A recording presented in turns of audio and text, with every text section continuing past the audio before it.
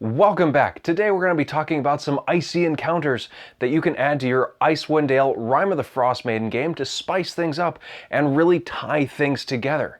These are flexible encounters that you can start anywhere in Icewind Dale almost, in 10 towns.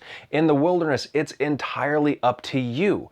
They're tailored so that you can fit them into your own game. And let's face it, as long as there's players involved, there's no such thing as a typical game. Our first encounter deals with a couple of shifty characters named Isolde and Rackard Muth. They run the Muth kennels out of wherever you choose to place them, and they've got a problem. Now, they have lost their prized breeding dog, Brunhilda. Brunhilda being gone means less revenue and a setback in their operations. The Muth kennels are famous throughout Icewind Dale for breeding a very special kind of dog called the Black Ice Devil. They're very effective working dogs, guard dogs, and all of that. They're very big, very vicious, and very, very black. Like jet black. You know that Vanta black color that was trademarked or copyrighted by that one artist? Yeah, they're kind of like that. When your party's in a town and they're just spoiling for something to do, Isolde and Rackard will come up to them and proposition them for a job. The job of finding Brunhilda.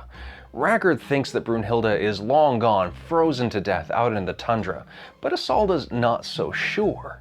She offers 50 gold pieces per party member to go out and retrieve Brunhilda.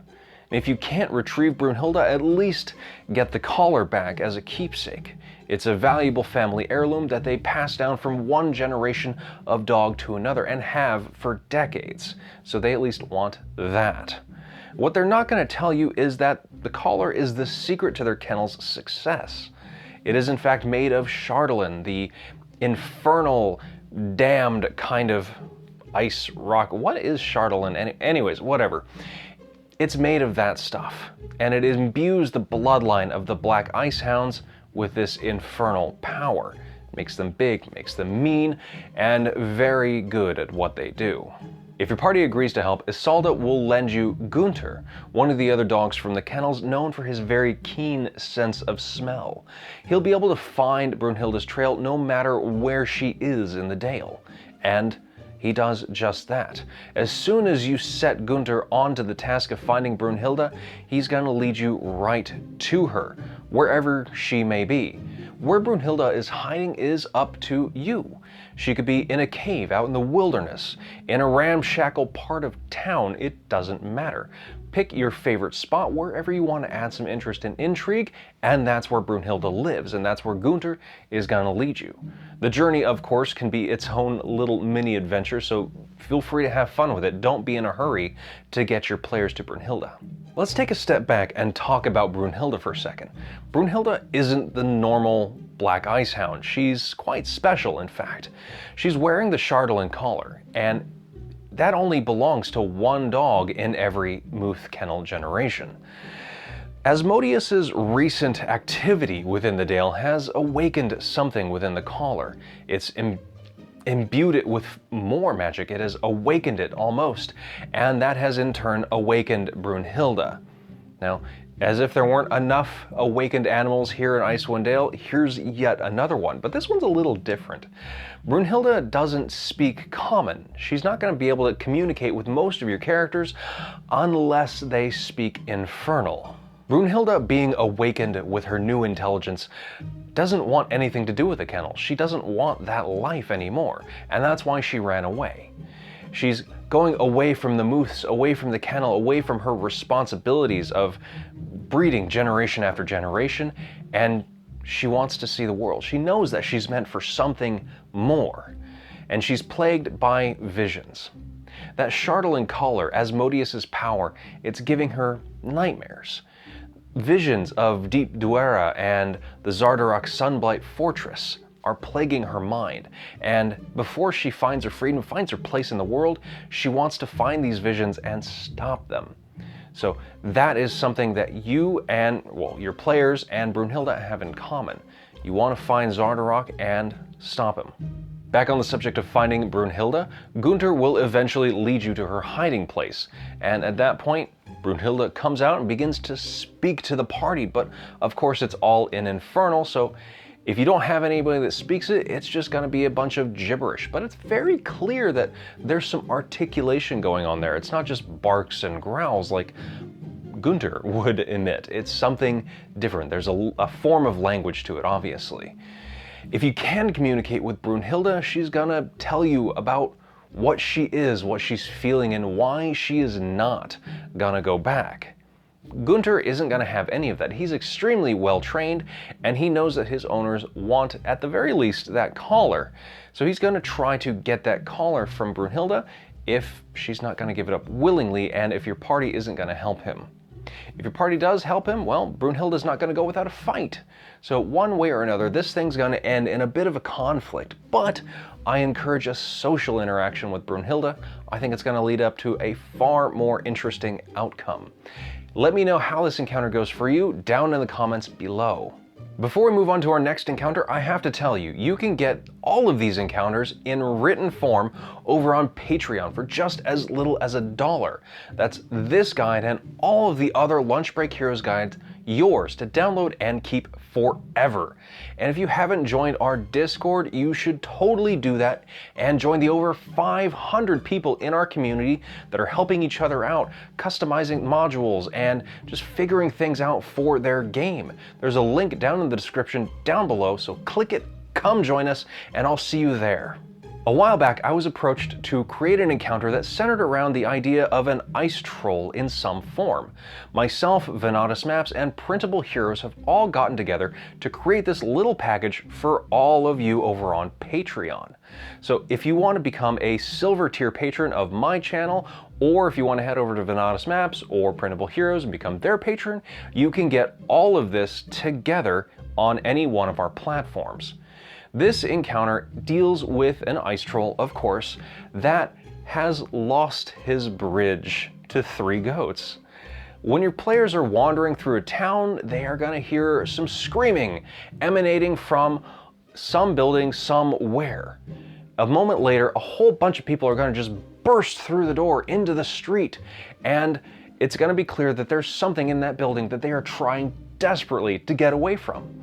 When your players investigate and they go into the building, which is a tavern, by the way, they're going to see an ice troll behind the bar, guzzling as much of the bar's liquor as possible, as fast as possible. When it sees the characters, it's going to raise its hands up and try to be as vicious as possible before just giving up in despondency. You see, the ice troll is a little depressed that he's been run off from his bridge by these 3 goats. And he's going to share this tale of woe with your characters if they don't kill him first. So, I mean, I don't know which way this is going to play out for you guys. If they do talk to the troll, he's going to tell them all about this. Now, this troll is named Gruff. And he typically maintains this stone bridge a few miles out of town. He charges a fairly decent toll of people. Most people are happy to pay it. He keeps the bridge in order. He scrapes the snow and the ice off. It's very passable. The merchants are happy about it because he at least has this bridge to get his goods to town on time. And so nobody minds paying the troll's toll. Well, along come these 3 goats one day, and Gruff wants to eat them. Well, turns out these goats aren't your normal goats. There's a lot of chardalyn all around Icewind Dale, and it has a corrupting influence on people and animals alike. And these goats are corrupted goats. They've hung around a bit too much chardalyn for a bit too long, and now they are frost goats and dire goats. These superpowered goats kicked Gruff's butt and ran him off from his bridge. He barely escaped with his life and made it to one of the nearest towns, and that's where your players find him, in the tavern. If your players agree to help, he will accompany them back to the bridge to run these goats off and reclaim it. Now for the bridge, Venatus Maps has created a beautiful piece of work for your virtual tabletop. Or if you want to print it out and put it on your physical tabletop, go right ahead. It's a great piece of work, and Venatus did a great job. I love it. This thing's great. When your party arrives at the bridge, they're going to find these goats surrounding a traveling merchant who's just trying to cross the bridge and bring his wares to town. They're trying to levy a toll that is several times higher than what Gruff would levy, and the merchant can't pay it. He just doesn't have the money. In retaliation, the goats have killed his dog sled team and are about to kill the merchant. So what do your players do? Well, hopefully they jump to the rescue and fight the goats. If they do that, the goats will ignore the merchant, turn on your players, and combat begins. If the merchant survives this encounter, he's going to reward your players with a stone of good luck. So that's a nifty little find at the end of all of this. And of course, they will receive the gratitude of Gruff, who will express it in as few syllables as possible and will always let them cross this bridge for free. Our next encounter is called Chardalyn Chase, and it gets your players involved in a nighttime chase sequence between two dog sleds. This one starts when your party comes upon the encampment of Zilly Blackpipe, a rock gnome courier who goes to and fro throughout Icewind Dale delivering messages and packages and sometimes people. She's accompanied by her Goliath companion, Hartha. Hartha and Zilly make a very strange looking pair. Hartha with her 8-foot-tall frame, bald head, and Zilly with her 3-foot-nothing frame and pink mohawk. They catch some stares everywhere they go, but they're a very effective courier team. Zilly is known for her black pipe made of chardalyn. In fact, her entire family is named after this black pipe. Can you imagine being the black pipe family member that doesn't actually get the black pipe? That's gotta suck. Anyways, when your party encounters Zilly and Hartha anywhere in the Dale, they're going to invite them into the encampment, or at least Zilly will. Hartha doesn't talk much. But Zilly is very enthusiastic about sharing her encampment with adventurers. She loves to tell stories and share stories, so this is a really great social encounter before the real stuff happens. As the night wears on and the stories are flowing and the wine is flowing and all of that, something's gonna go awry. An invisible attacker is gonna take Hartha from behind, hit her in the knees and then in the head and knock her out.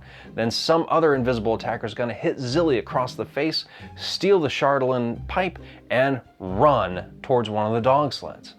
If you hadn't already guessed, these invisible assailants are duergar. The duergar are, of course, collecting little bits of chardalyn all across the Dale on the orders of Zardrock so that he can build his little dragon. And this pipe is just the next in line to be stolen. They're in a hurry to get it back to Sunblight Fortress before they're caught by your party. So they hop on the nearest dog sled and they take off. At that moment, Zilly calls to your players and says, "We'll be okay. You go get them and bring my dogs back alive." And the chase is on. Zilly's other sled is nearby and it can hold up to 6 medium creatures. When the chase starts, your sled and the duergar sled are 90 feet apart, and it's your party's job to close that gap and stop the duergar if at all possible. Zilly promises 500 gold pieces if you can bring back that pipe. And of course, she wants her dogs alive, so don't fireball the lead dog on the other sled. That's a no-no. This chase lasts for 8 rounds. At the end of the 8th round, the duergar's sled hits a ravine that's 20 feet wide. It doesn't fall down into the depths.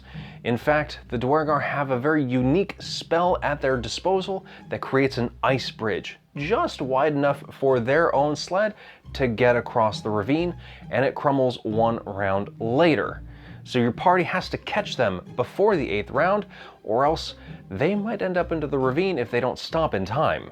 As a thank you for being a fan of Lunch Break Heroes, we've included the PDF version of this encounter down in the description below. Thank you for coming back time and time again to watch these videos and see what we do with these modules and these encounters, see how we tweak them, how we hopefully make them better and make them more fun for you. We want to keep making these videos, so go ahead and click subscribe if you want to see more of these. Come back here next time and all of the other times, and hopefully we can entertain, inform, and help you step up your game.